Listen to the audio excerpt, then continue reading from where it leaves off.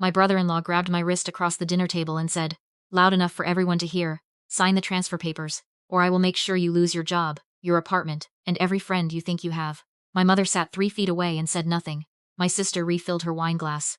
I looked down at my wrist, at his fingers pressing into my skin, and I thought, he has no idea who he just threatened. Before I tell you what happened 48 hours later, I want to ask you something. Tell me in the comments, what is the one moment you stayed quiet in your family that you wish you hadn't? I read every single one. I didn't make a scene that night. I pulled my wrist back slowly, folded my napkin, set it on the table, and excused myself. I drove home with the radio off. My hands were steady on the wheel. That scared me a little, how steady they were. My name is Lena. I'm 32. I've spent the last 6 years as a compliance officer at a mid-sized financial services firm. My entire job is finding the thing people tried to hide. Discrepancies in reporting. Paper trails that don't quite line up. Numbers that smile at you while lying through their teeth. I am, professionally speaking, the last person you want to threaten at a dinner table. But my family didn't know that version of me. To them I was still the younger daughter who cried at airports, and called my mother every Sunday, and showed up to every holiday with a dish nobody asked for and a smile nobody acknowledged. I had spent 32 years being the reliable one, the quiet one, the one who handled things without making a fuss. They had mistaken my patience for weakness. It was the most expensive mistake they ever made. Let me back up. My sister Diane married her husband, I'll call him Ray, 8 years ago. From the beginning, something about him felt like a sales pitch. Too smooth, too loud in the right rooms, too quick to talk about money he was about to make. But my sister loved him, so I kept my mouth shut, and handed her a bouquet at the altar and wished them well. For a while, things seemed fine on the surface. They moved into a big house in the suburbs. Ray started a series of businesses, a gym that closed, a real estate venture that stalled, a consulting firm that seemed to consult nobody. My sister worked full-time as a nurse, and quietly covered the gaps while Ray talked about positioning himself for the next phase. The cracks started showing about 3 years ago. My mother mentioned, carefully, that Diane had asked to borrow some money. Just a bridge loan, my mother said. Ray has a deal closing next month. I didn't push. Families do that for each other, I told myself. Then my grandmother passed. She left behind a modest estate, not a fortune but not nothing. A house that had been in the family for decades, a savings account, and a brokerage account she had built slowly and carefully over 40 years of working as a seamstress. She split it evenly between my mother, my aunt, and the 2 of us grandchildren, me and Diane. My share came out to around $190,000. I didn't touch it, I had a plan. Pay off my remaining student loans, put a down payment on a property, keep the rest in index funds. Boring, responsible, exactly what my grandmother would have approved of. I told my mother the plan. She seemed pleased. 6 weeks later, Ray started calling me. At first it was friendly. Catching up, asking how work was going, had I thought about what I was doing with grandmother's inheritance? He mentioned an investment opportunity, a franchise opportunity specifically. He had a contact, a deal being structured, very limited spots. I could get you in at the ground floor, he said. This is the kind of thing that doesn't come around twice. I told him I wasn't interested in speculative investments. He said he understood completely. He called again 2 weeks later with a different angle. Then again the week after with updated numbers. I stopped answering. Then my mother started calling. Lena, Ray is just trying to help. He has a real eye for these things. I asked her what exactly these things were, and she said he had a vision and that some people couldn't see past their own caution. I had heard that sentence before, in different forms, my entire life. Some people can't see past their own caution. Translation: Diane is exciting and you are boring, so stop asking questions. I let it go. I didn't let it go. I filed it in the back of my mind, quietly, the way I file everything. Then came Easter. We gathered at my mother's house the way we always did. Diane made her green bean casserole. Ray dominated the conversation. At one point he made a joke about my apartment that got a laugh from my mother and a tight smile from me. After dinner, when my aunt had gone home and my mother was doing dishes, Ray sat down next to me in the living room with a manila folder. He was direct this time. No pretense of opportunity or ground floors. He laid out a document and explained that Diane had already co-signed a business loan, and the lender required a third guarantor to finalize the terms. The loan amount was $220,000. He needed my signature as a co-signer. If I signed, he said, the deal would close in 30 days and I'd see a return of 15%, paid back directly to me. I looked at the document. I looked at him. I said I would have my attorney review it before signing anything. His face changed. Not dramatically, just a flicker, the way a light stutters before it goes out. He said that wasn't necessary, that this was family, that involving attorneys made things complicated and frankly a little insulting. I said I was sure he understood. He smiled with his mouth and not his eyes and said, of course, absolutely, take your time. I took the folder home. I didn't have a personal attorney. What I did have was 6 years of compliance work, a very good memory and a habit of reading footnotes. I sat at my kitchen table that night and went through the document page by page. On page 4 there was a clause I read 3 times. The guarantor, me, would assume joint and several liability for the full loan balance in the event of default. That meant if Ray's business failed, the lender could come after me for the entire $220,000. Not a portion. All of it. There was also a cross-collateralization clause that referenced an existing debt instrument, which was not attached to the document. I ran the lender's name through a few business databases I had access to through work. The company had been registered 14 months ago. It had no public financial history, no BBB profile, no physical address beyond a registered agent in Delaware. I ran Ray's business through the same databases. What I found took me until 1 in the morning to fully piece together. Ray's consulting firm had 2 clients on record, both LLCs registered within the past 2 years. When I cross-referenced the registered agents, one of them traced back to a name I recognized, Ray's brother. The business loan wasn't from an outside lender at all. It was a circular structure. Money would move from a shell entity through the loan to Ray's firm, with me on the hook as the guarantor if anything collapsed. It was, as far as I could read it, either a scheme to manufacture a paper trail of business activity, or a way to access cash with liability shifted to a third party, me, while keeping the real beneficiaries insulated. I sat back in my chair and looked at my ceiling for a long time. I called my closest friend from college, who had gone to law school and now worked in commercial litigation. Her name is not important here, but I will say she answered on the second ring, even though it was nearly midnight and her first words were, "What did he do?" I told her everything. I heard her typing while I talked. When I finished, she was quiet for a moment. Then she said, "Lena, this looks like it could constitute wire fraud if any of this moved through electronic transfers. You need to get this in front of a real attorney and potentially the FBI's Financial Crimes Unit." I said, "I know," she said, "and Lena, does Diane know?" I didn't answer right away, because that was the question I had been circling all night. My sisters. The person I had shared a bedroom with for 16 years. The person I had taught to parallel park and stayed on the phone with through every bad relationship before Ray. Did she know? Was she part of it? Or had Ray done what financial predators often do? Kept the closest person just informed enough to be complicit without quite understanding what they were inside?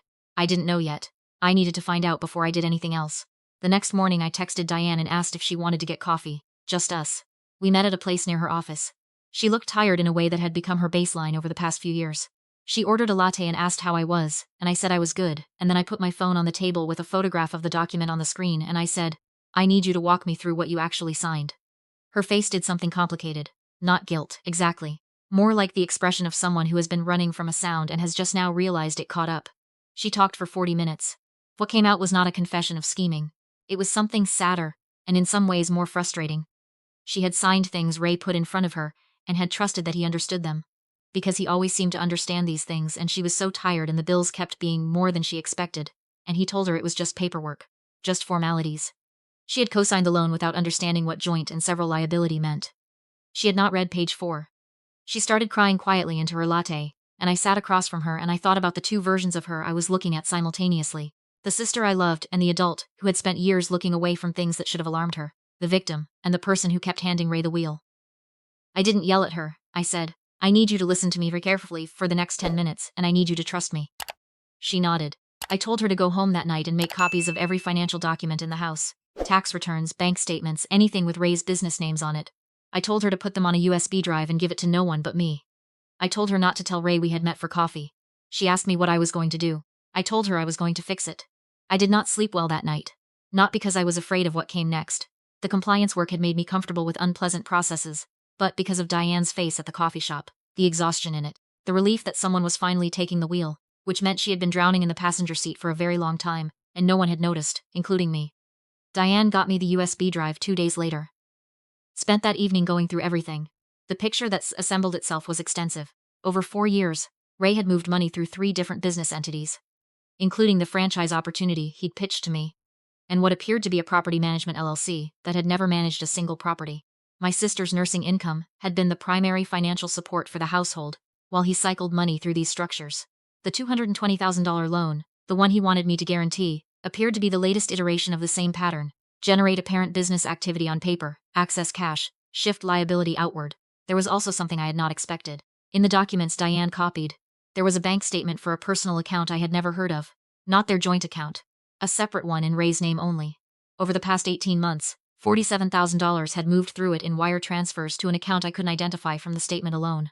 The memo lines on 3 of the transfers read, "Family Trust Distribution." There was no family trust.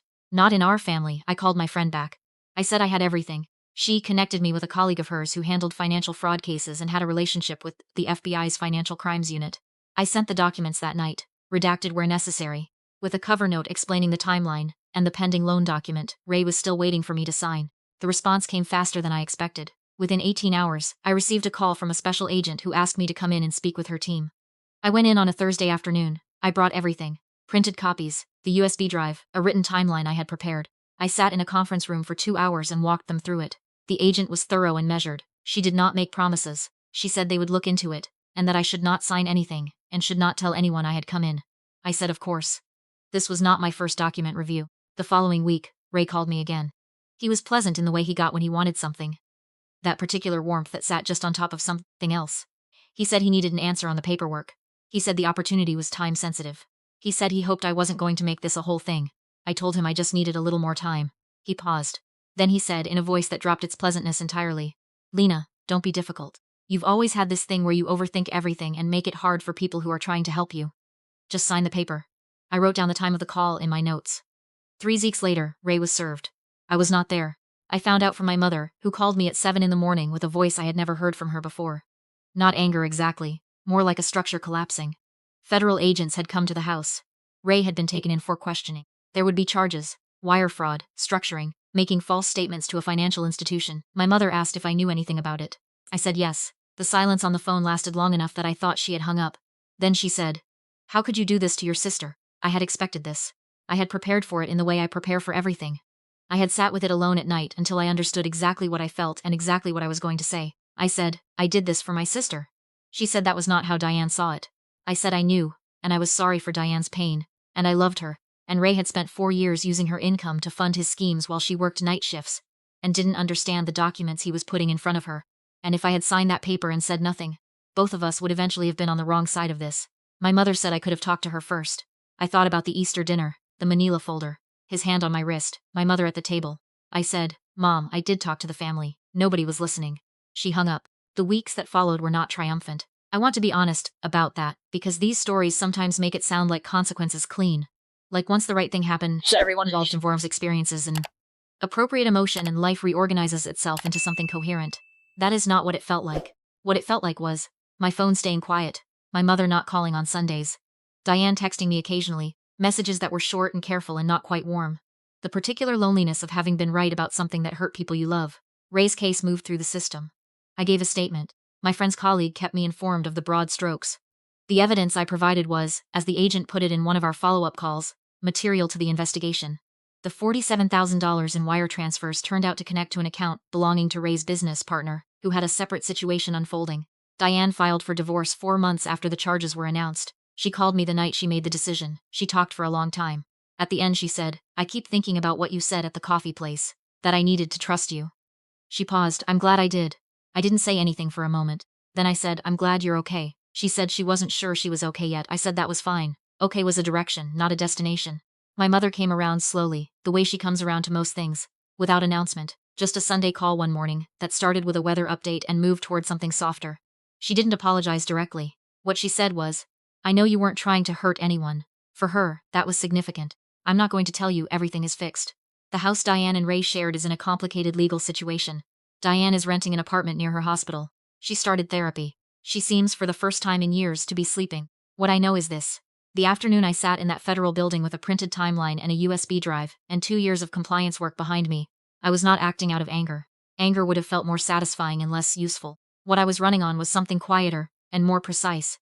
The understanding that sometimes the most loving thing you can do for someone is refuse to let the damage keep spreading, even when they're not ready to see it as damage yet. I used to think being the reliable one meant absorbing things, smiling, showing up, staying quiet at the dinner table when a man grabbed my wrist and called it family business. I know better now. The reliable thing, the truly reliable thing, was the only thing I'd ever really been trained for. Looking at a broken system, finding the leak, and refusing to pretend it wasn't there. If you've ever been called difficult for seeing clearly, drop clear in the comments. Share this if you believe protecting someone sometimes looks like the opposite of what they wanted.